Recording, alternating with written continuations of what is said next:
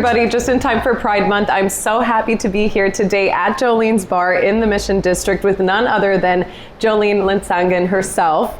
Jolene, I've known and loved you for so many years, and you're such a staple and a community builder here in San Francisco. You've been in the nightlife scene for, not to date you, but 20 years, at right? least, She's put in work. But for the last 7 years, it's been here. You've dedicated your time and attention to this place. So why did you want to open Jolene's to begin with?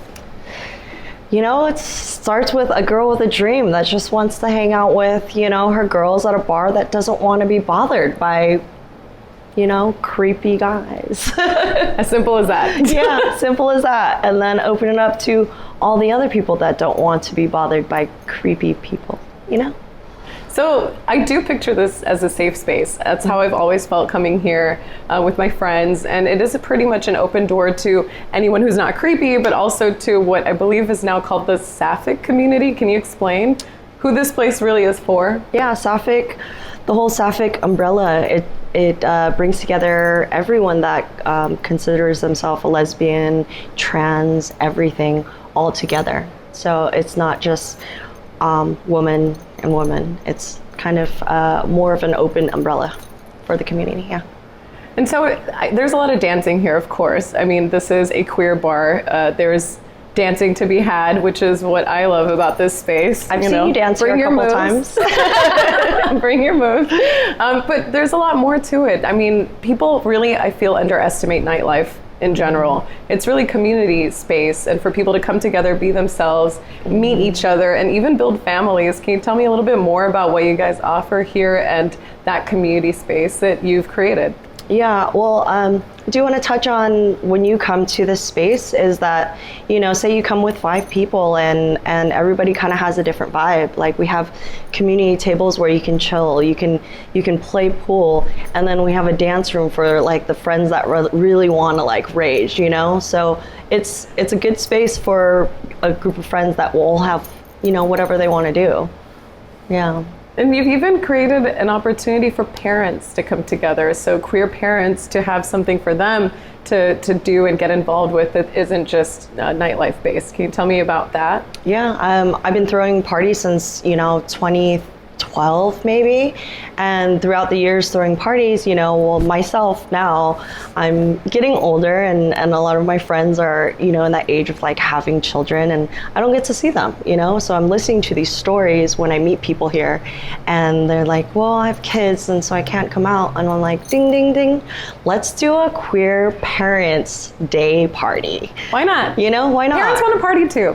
Yeah, and also a lot of people don't have other queer parent friends too, so we open it up for that to happen, That's awesome. And that's, again, just an example of what else you guys offer. But my understanding is the United States in general doesn't have many lesbian bars or queer bars, Not but a lot. specifically lesbian, and given how many bars are in the world, that's pretty shocking. Yeah. It's not like there's a small number of lesbians in the community. So why do you think that is, that there aren't that many spaces like this? And what does it mean to you to be able to have a space like this? It means the world. I mean, every day, every single person that walks in has a different story, and I cherish that. I get to hear that and see them thrive and feel safe and be who they want to be when they walk into this space. They don't hide any bit of them, To be surrounded in a space with the people that believe the same and care for each other is just so rewarding. I mean, you're safe here. This is an iconic There's sign. a sign.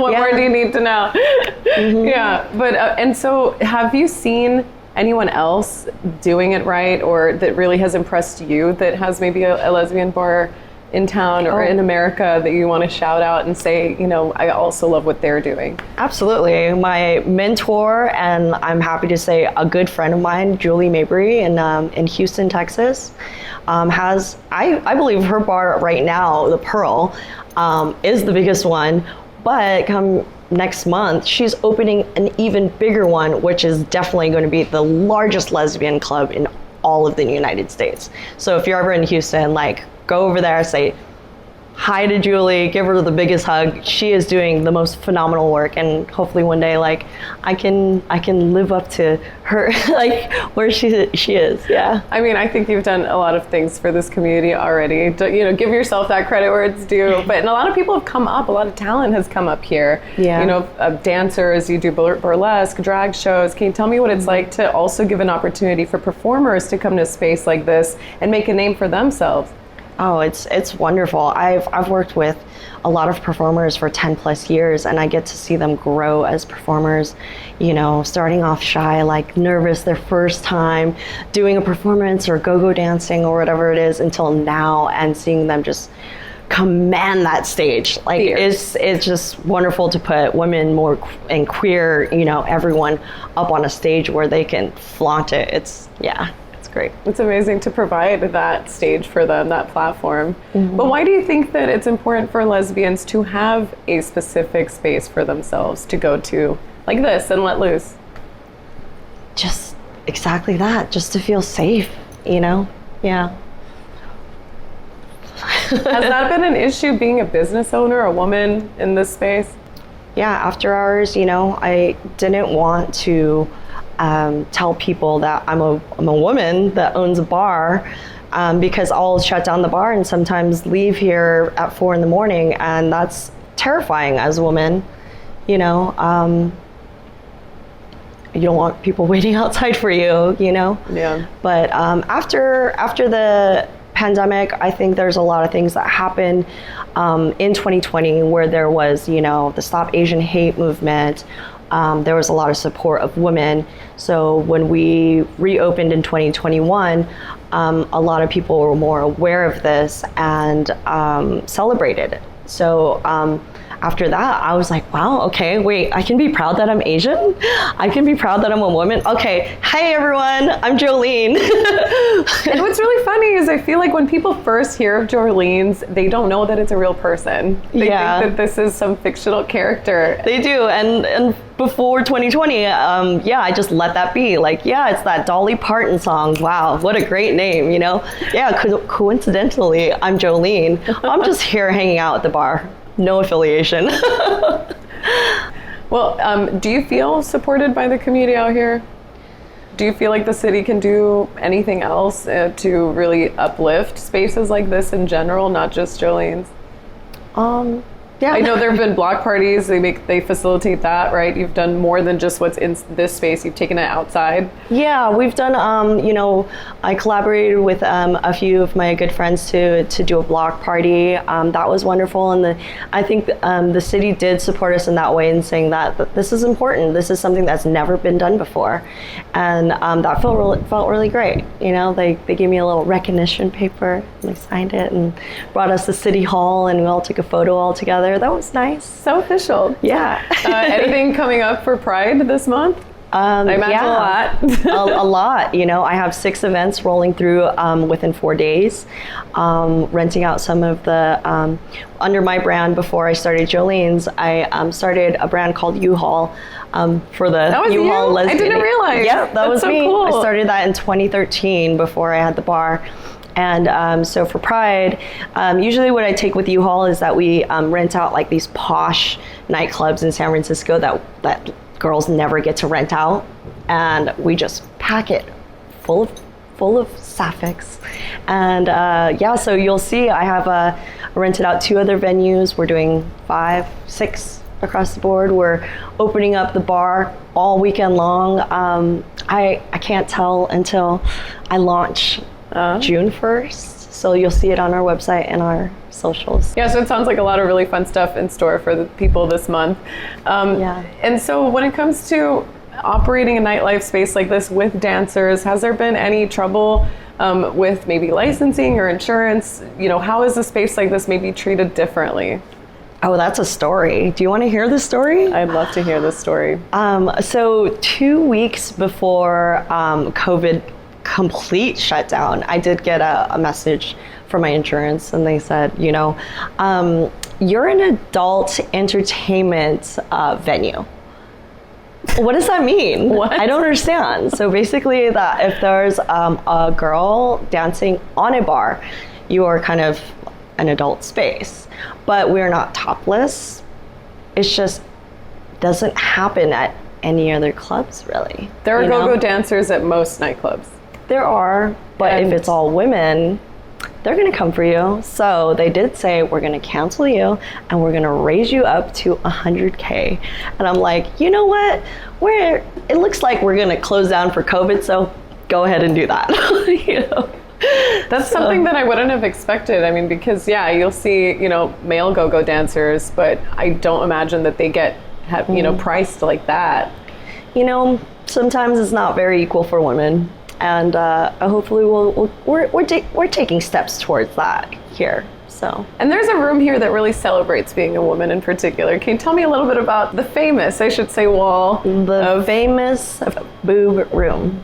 Yes. So the story behind that is, I just asked people from my party. I posted, I said, hey, I'm doing an art project. We're taking photos from, it's not of your face, but from the bottom of your neck and your torso and just breasts. And it's going to be for an art project. And everyone didn't know what it was for, but luckily they trusted me, and boom, when we opened this bar, I lined the entire dance room with their photos. So imagine loud music, laser lights, surrounded by titties. Life-giving titties. Life-giving titties. Hey, I like that. And it's not gratuitous. It comes from a real space of appreciation for women. Yeah, it does. It does. It really celebrates, women give life, and we feed the life that comes into this world. So I don't think that we should be shamed for it ever. So you might see me walking around topless somewhere one day. If we get bold enough. Yeah. Meantime, we're here at Jolene's. No. No, but it really is a testament to, again, why should we be ashamed of our bodies, especially our life-giving bodies? And so it's one, another homage to being a woman. Is there anything you haven't done yet that you still have on your list of to-do things that you want to accomplish, you want to achieve, either for yourself personally or for this community? Something else that I want to do. Wow. I just want to keep doing this the best that I can, and because I think we're doing pretty wonderful here, just keeping that momentum, keeping the doors open, as small business owners in San Francisco, it's tough. But I don't know, one day remodel this place, make it look awesome. So love all the people that come here and spend their hard-working money because we want to stay here forever.